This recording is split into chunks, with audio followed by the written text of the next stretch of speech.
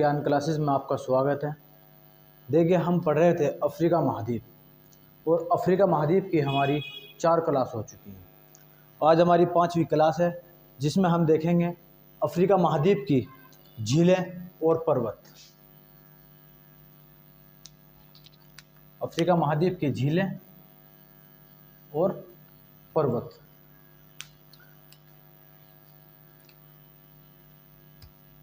देखिए, ये जो हरे कलर की लाइनों से जो डॉटेड किया गया है ये हमारे अफ्रीका महाद्वीप के देश हैं और जो रेड मार्कर से डार्क किया गया है ये हमारी है अफ्रीका महाद्वीप में पाई जाने वाली झीलें। इसमें जो सबसे मोस्ट इम्पोर्टेंट झील है आपकी विक्टोरिया झील, टंगानिका झील, ताना झील, चाड झील और वोल्टा झील। आइए हम इनको देखते हैं लाइन वार से।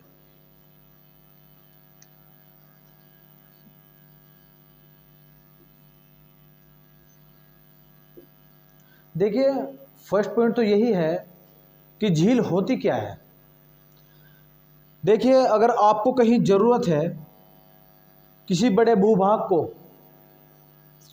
झील में तब्दील करना, ठीक है, यदि आप जाते हैं, आप चाहते हैं कि मैं एक झील का निर्माण कर दूं, तो आप एक बड़े भूभाग में आप एक झील का निर्माण कर सकते हैं जिसको कहा जाता है प्राकृतिक झील, यानी कि मानव निर्मित झील। आप इसको भी झील कह सकते हैं। इसको क्या कहेंगे? मानव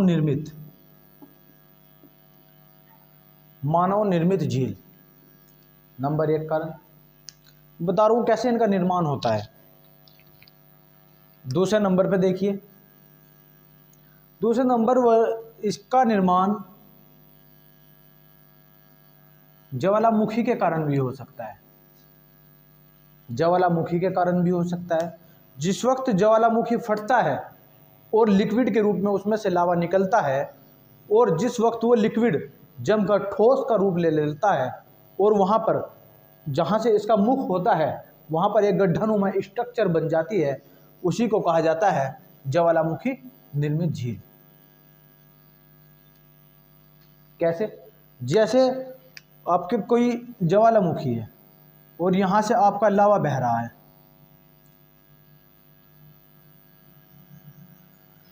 ज्वालामुखी, यही है आपकी ज्वालामुखी। लावा निकल रहा है लिक्विड के रूप में। एक समय यह आता है कि ये ठोस हो जाता है, ठोस हो जाता है और ये एक गड्ढानुमा स्ट्रक्चर बना लेती है। फिर बरसात होती है, पानी, यहाँ पर पानी भर जाने के कारण जो झील का निर्माण होता है, जो अपने आप में एक झील का रूप ले लेता है, उसी को कहा जाता है ज्वालामुखी निर्मित झील। दूसरा नंबर 1 हो गया मानव निर्मित झील। दूसरे नंबर पर आपकी हुई ज्वालामुखी निर्मित झील। तीसरे नंबर पर देखिए, नंबर 3 वायु निर्मित झील।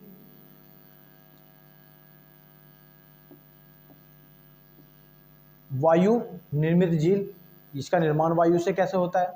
एग्जाम्पल आप राजस्थान की सांभर झील ले लीजिए। जिस वक्त राजस्थान में बड़े बड़े टीले, बड़े बड़े मैदान वहाँ पर रेत के होते हैं और हवा चलती है, तो वो हवा आपके राजस्थान के रेत को उठाकर यानी कि उड़ाकर अपने साथ रेत तो ले जाती है, लेकिन वहाँ पर एक स्ट्रक्चर छोड़ जाती है जो एक गड्ढानुमा स्ट्रक्चर होती है। और आने वाले समय में जब भी वहाँ पर बरसात होती है तो वो गड्ढा एक झील का रूप ले लेता है। इसी को कहा जाता है वायु निर्मित झील। वायु निर्मित झील। चौथे नंबर पर देखिए,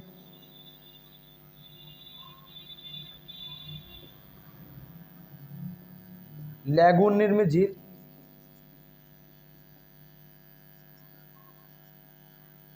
लैगून निर्मित झील। लैगून क्या होता है? जैसे एग्जाम्पल ये आपका अटलांटिक महासागर है,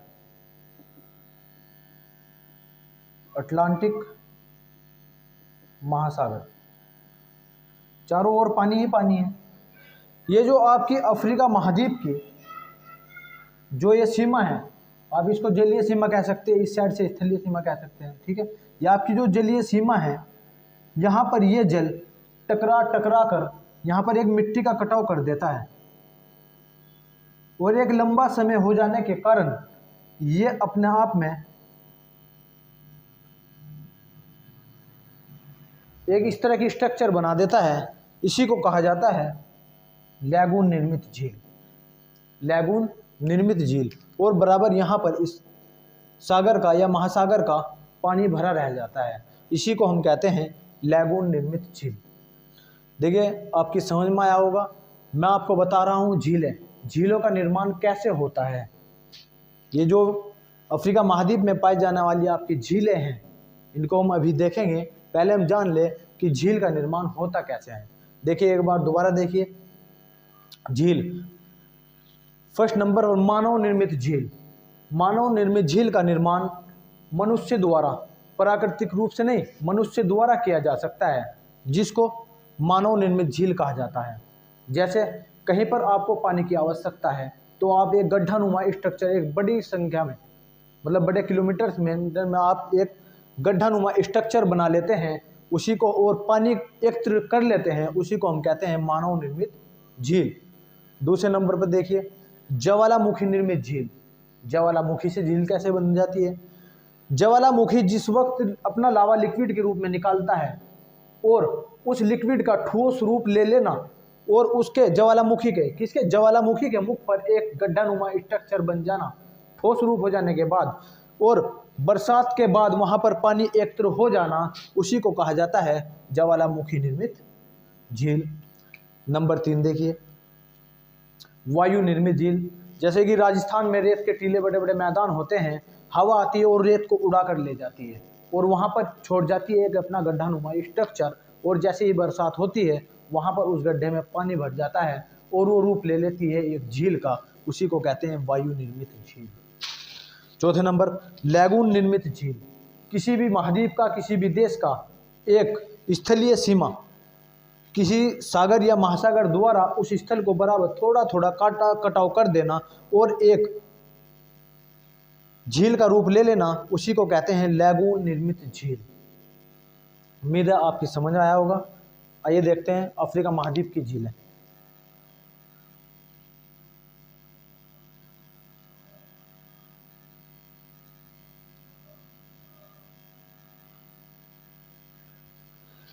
अफ्रीका महाद्वीप की झीलें देखिए, फर्स्ट नंबर पर है आपकी विक्टोरिया झील।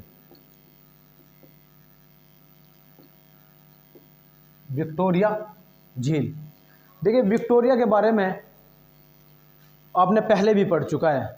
अगर आपके याद हो, इस विक्टोरिया झील से मैंने एक नदी का निर्माण किया था, यानी कि एक नदी का उद्गम आपको बताया था।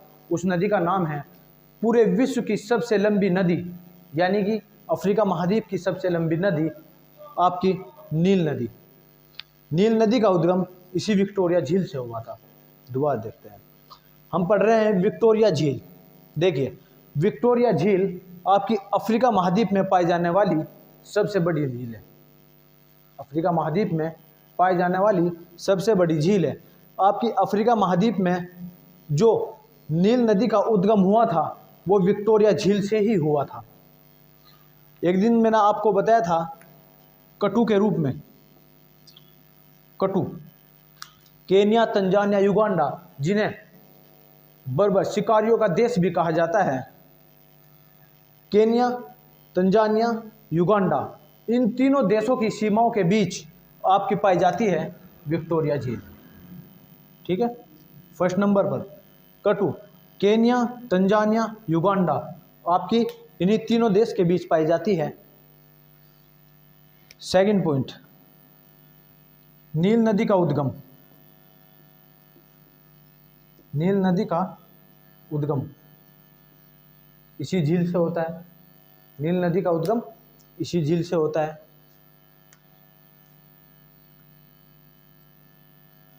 थर्ड पॉइंट देखिए, आपकी भूमध्य रेखा जो आपकी पृथ्वी को दो भागों में बांटती है, भूमध्य रेखा 0 डिग्री रेखा या फिर आप कह सकते हैं विषुवत रेखा, आपके अफ्रीका महाद्वीप के जिन देशों से होकर गुजरती है उन्हीं देशों के बीच में विक्टोरिया झील स्थित है। और एकमात्र आपकी झील अफ्रीका महाद्वीप की जो झील है विक्टोरिया, जिससे होकर गुजरती है आपकी भूमध्य रेखा। ठीक है, भूमध्य रेखा 0 डिग्री रेखा या भूमध्य रेखा का इस विक्टोरिया झील से होकर गुजरना। देखिए मैंने आपको बताया विक्टोरिया झील आपके अफ्रीका महाद्वीप में पाई जाने वाली सबसे बड़ी झील है। विक्टोरिया झील से ही नील नदी का उद्गम होता है और आपके केन्या, तंजानिया और युगांडा 3 देशों के मध्य स्थित है। भूमध्य रेखा या फिर विषुवत रेखा आपकी विक्टोरिया झील से होकर गुजरती है। आइए नेक्स्ट देखते हैं तंगानिका झील।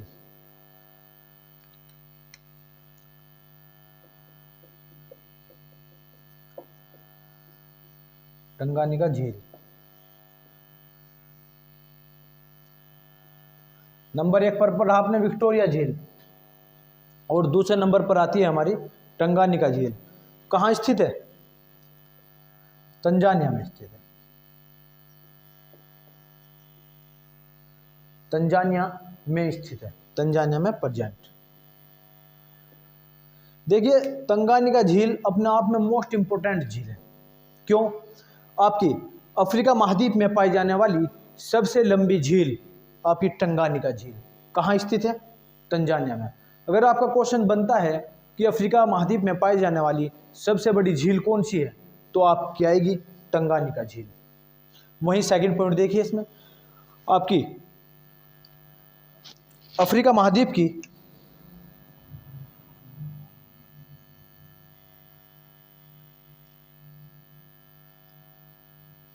सबसे गहरी झील किसकी बात पढ़ी है हमने? अफ्रीका की। और वहीं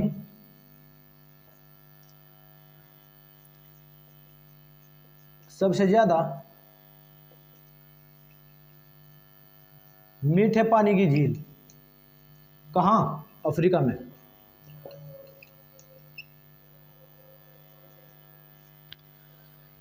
देखिए समझने वाले पॉइंट है आपके। तंगानिका झील आपकी कहाँ प्रेजेंट है? तंजानिया देश में। और अफ्रीका महाद्वीप की सबसे लंबी झील के रूप में जो पाई जाती है आपकी तंगानिका झील है। देखिए आप सब जानते हैं पूरे विश्व में पाई जाने वाली सबसे मीठे पानी की झील बैकाल झील, लेकिन यहाँ पर मैं बात कर रहा हूँ अफ्रीका महाद्वीप की। अफ्रीका महाद्वीप में सबसे ज़्यादा मीठे पानी की झील आपकी है तंगानिका झील। वहीं पूरे विश्व में सबसे मीठे पानी की झील आपकी बैकाल झील, और यहाँ पर अफ्रीका में है तंगानिका झील। यानी कि पूरे विश्व में दूसरे नंबर पर पाई जाती है आपकी तंगानिका झील। सबसे गहरी झील अफ्रीका की मैंने बताया आपको तंगानिका झील, लेकिन पूरे विश्व में पाई जाने वाली सबसे गहरी झील बैकाल झील है। ठीक है, पूरे विश्व में पाई जाने वाली बैकाल झील और दूसरे नंबर पर आएगी आपकी पूरे विश्व में पाई जाने वाली तंगानिका झील, जो गहराई में अपनी एक इम्पोर्टेंस बनाती है। उम्मीद है तंगानिका झील आपके समझ आई होगी। एक बार और देखिए, तंगानिका झील यह तंजानिया देश में स्थित है। तंगानिका झील तंजानिया देश में स्थित है और अफ्रीका महाद्वीप की सबसे लंबी झील है। अफ्रीका महाद्वीप की सबसे लंबी झील है। पूरे विश्व में दूसरे नंबर पर गहराई में अपना स्थान रखती है। दूसरे नंबर पर, फर्स्ट नंबर पर आपकी रखती है बैकाल झील। वहीं मीठे पानी में दूसरे नंबर पर पूरे विश्व में झील का आता नाम आपकी तंगानिका झील, और फर्स्ट नंबर पर आपका आएगा बैकाल झील। विश्व में सबसे ज़्यादा मीठे पानी की झील बैकाल झील, और पूरे विश्व में दूसरे नंबर पर मीठे पानी की झील तंगानिका झील। अगर गहराई की बात करें, पूरे विश्व में सबसे गहरी झील बैकाल झील और पूरे विश्व में सबसे गहरी झील तंगानिका झील। और अगर अफ्रीका महाद्वीप की बात करें तो सबसे फर्स्ट नंबर पर गहराई में आती है तंगानिका झील अफ्रीका महाद्वीप में, और वहीं मीठे पानी की आती है आपकी तंगानिका झील। नेक्स्ट देखिए, एक तीसरे नंबर पर है आपकी ताना झील। यह इथोपिया देश में स्थित है। कहाँ स्थित है? इथोपिया देश में। चौथे नंबर पर है आपकी चाड झील। यह आपकी चाड देश में स्थित है, चाड देश। वोल्टा झील नंबर 5, यह आपकी घाना देश में स्थित है। यह आपकी कुछ इंपॉर्टेंट झीलें थी। आइए हम देखते हैं अफ्रीका महाद्वीप के पर्वत। अफ्रीका महाद्वीप के पर्वत,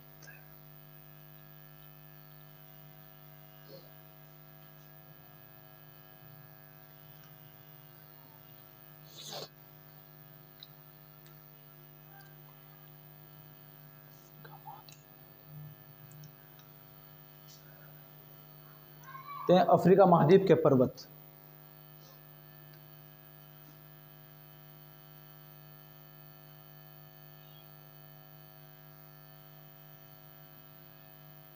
फर्स्ट नंबर पर है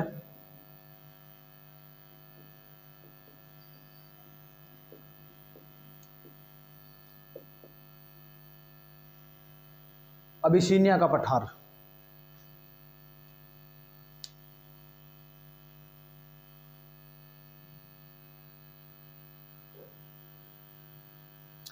देखिए पर्वत तो हम कर चुके थे, आज हमारे हैं पठार।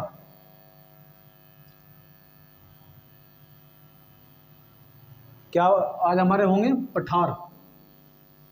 झीलें हम कर चुके हैं और पर्वत हम सेकंड या थर्ड क्लास में कर चुके हैं। आज हमारे हैं पठार, अबिसीनिया का पठार।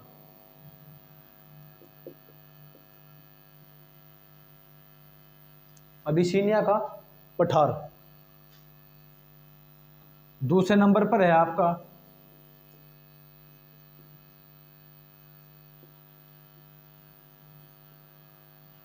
होंगार का पठार। नंबर 3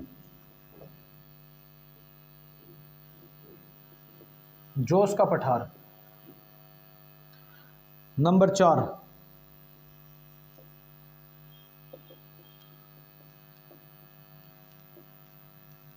मेडागास्कर का पठार। नंबर 5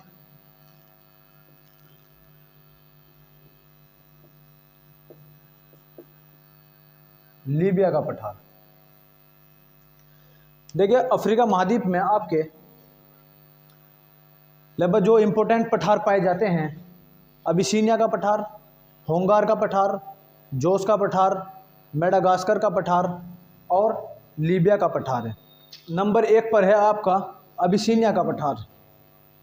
कहाँ स्थित है आपका?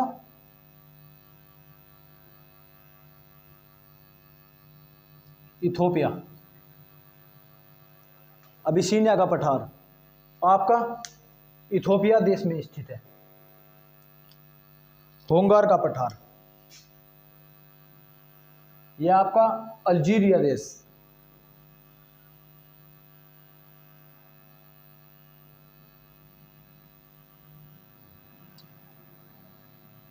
दूसरे नंबर पर पहले पढ़ा हमने अबिसीनिया का पठार जो स्थित है आपका इथोपिया देश में। वहीं दूसरे नंबर पर है आपका होंगार का पठार जो आपका अल्जीरिया देश में स्थित है। अल्जीरिया देश में स्थित है। तीसरे नंबर पर आता है आपका जोस का पठार।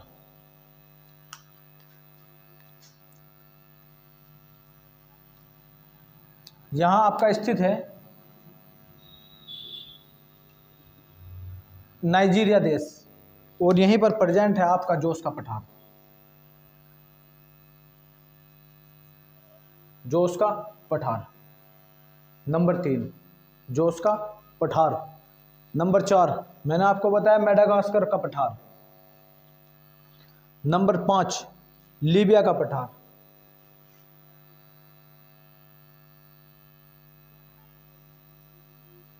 नंबर 5 लीबिया का पठार।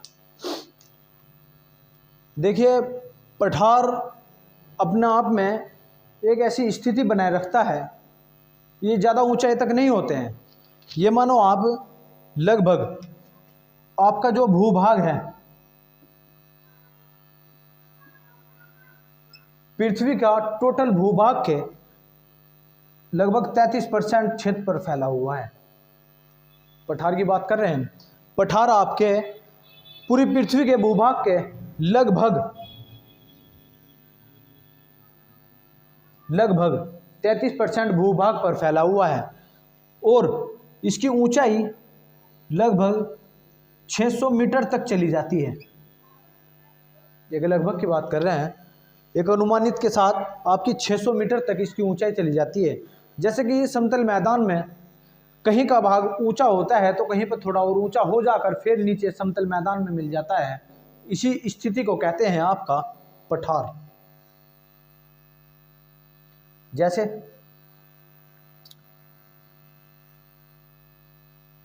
ये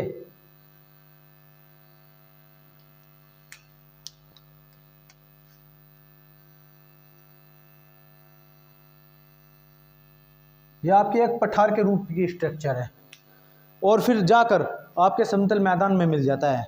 पठार की उत्पत्ति भूगर्भिक स्थिति के कारण भी हो सकती है। जैसे एग्जाम्पल मैंने आपको 2 पॉइंट बताए हैं। भूभाग के लगभग कितने % क्षेत्र पर फैला है? पठार की बात कर रहे हैं हम।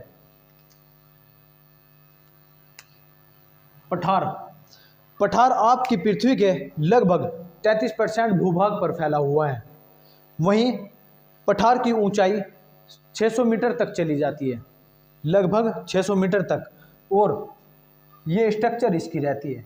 पठार की उत्पत्ति भूगर्भक स्थिति के कारण हो सकती है। जैसे एग्जाम्पल, कोई ज्वालामुखी का निर्माण होता है और उसका लावा पिघलकर थोड़ी स्ट्रक्चर ऊंची नीची स्ट्रक्चर बना देता है और एक ठोस रूप हो जाने के कारण एक पठार का रूप ले लेता है। या फिर दूसरा, पर्वतों के निर्माण के कारण भी इसका हो सकता है पठार का निर्माण।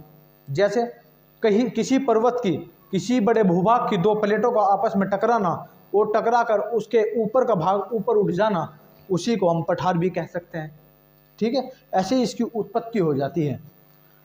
ये मैंने आपको अफ्रीका महाद्वीप के 5 पठार पर पढ़ाए हैं। नंबर 1 पर है अबिसीनिया का पठार जो इथोपिया देश में स्थित है। नंबर 2 पर है आपका होंगार का पठार जो अल्जीरिया देश में स्थित है। नंबर 3 पर आता है आपका जोस का पठार जो नाइजीरिया देश में स्थित है। चौथे नंबर पर आपका मेडागास्कर का पठार।